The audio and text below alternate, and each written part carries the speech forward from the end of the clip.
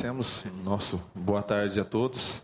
Senadora Ana Amélia Lemos, senador Donizete, deputado Luiz Carlos Reis, com quem já conversamos, deputado Elvino Bongás, deputado Alceu Moreira, todos que estão aqui presentes. Polícia Rodoviária Federal agradece o convite, senadora. E esse assunto para nós é muito importante, até porque a Polícia Rodoviária Federal ela convive com o trânsito de máquinas agrícolas há muito tempo. E sempre procuramos, de uma maneira ou de outra, articular para que não houvesse uma restrição e que os trabalhadores pudessem exercer a sua profissão, o seu trabalho, sem prejuízo tanto à plantação quanto à colheita. Sempre que possível, isso foi realizado. A regulamentação do Conselho Nacional de Trânsito trouxe alguns questionamentos que precisam ser trabalhados e estão, mas, do ponto de vista legal, e eu gostaria de tratar aqui rapidamente, tentando traduzir tudo que foi colocado aqui da nossa preocupação. Veja bem, a legislação atual de trânsito, quando fala de máquinas agrícolas, e aqui eu gostaria só de fazer uma pequena, não correção, mas uma observação a respeito do dispositivo legal, que para o Código de Trânsito brasileiro, máquinas agrícolas e veículos destinados à agricultura não são a mesma coisa. Se eventualmente há a intenção de mudar a nomenclatura, nós teríamos que modificar em outros dispositivos dentro do Código de Trânsito, para que não houvesse uma interpretação depois da lei diferente da intenção que se propõe. Mesmo que na regulamentação esse assunto pudesse ser esclarecido, mas para não haver dúvida na interpretação da lei, é importante que isto fique bem claro. Com relação ao emplacamento, emplacamento e registro não são a mesma coisa. Não obstante o emplacamento seja decorrente do registro por força da legislação geral do Código de Trânsito brasileiro.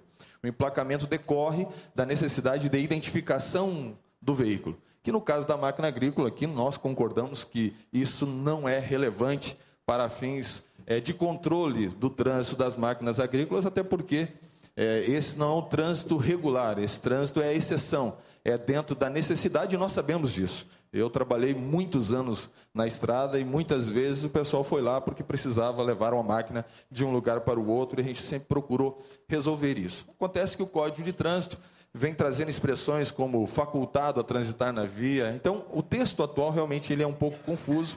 A medida provisória procurou trazer esse assunto numa perspectiva desde que transite na via, só que é meio complicado também do ponto de vista de controle, porque você compra a máquina agrícola, você não sabe quando que vai precisar transitar na via.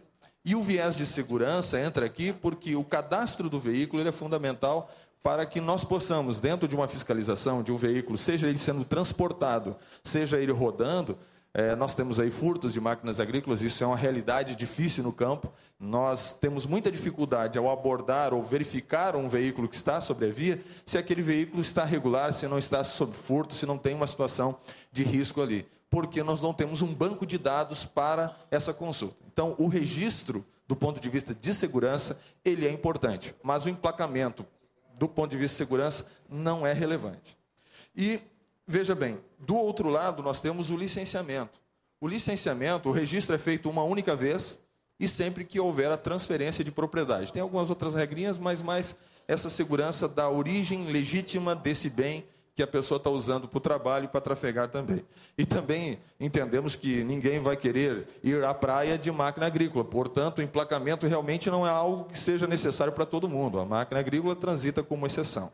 O licenciamento, que esse trabalho, essa previsão legal anual, realmente também não tem a mesma conotação que os demais veículos, mas, de acordo com a legislação, todo veículo automotor precisa ser licenciado anualmente. A medida provisória que havia sido editada, ela previa que esse licenciamento seria apenas uma única vez.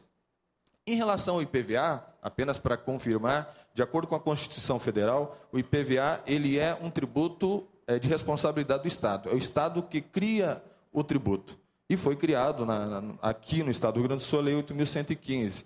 Veja bem, a lei, o CTB, o Código, a legislação brasileira, federal, não pode dizer que isenta.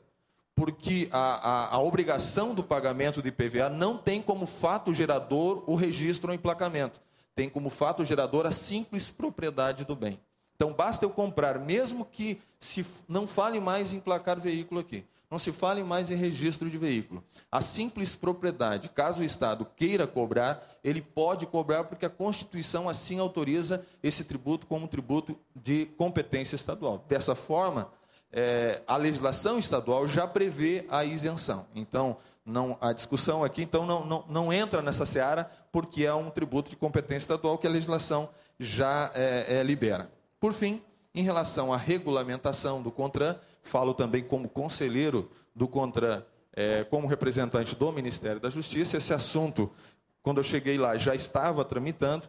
Como havia discussão, estava se esperando para ver a melhor forma de deixar isto seguro para os proprietários de máquinas agrícolas e também seguro para nós que somos responsáveis por manter a via tranquila para que não haja acidentes. Até porque nós não temos, senadora, muitos acidentes, felizmente, envolvendo máquinas agrícolas aqui no Estado. Nós tivemos, ao longo dos anos, menos de 30 todos os anos. Mas tem. E então nós temos que nos preocupar. Por isso que nós também não queremos que, daqui por diante, o pessoal deseje utilizar a máquina agrícola como um meio de passeio, que a gente sabe que não é, né? E o regramento, o controle, ele é necessário.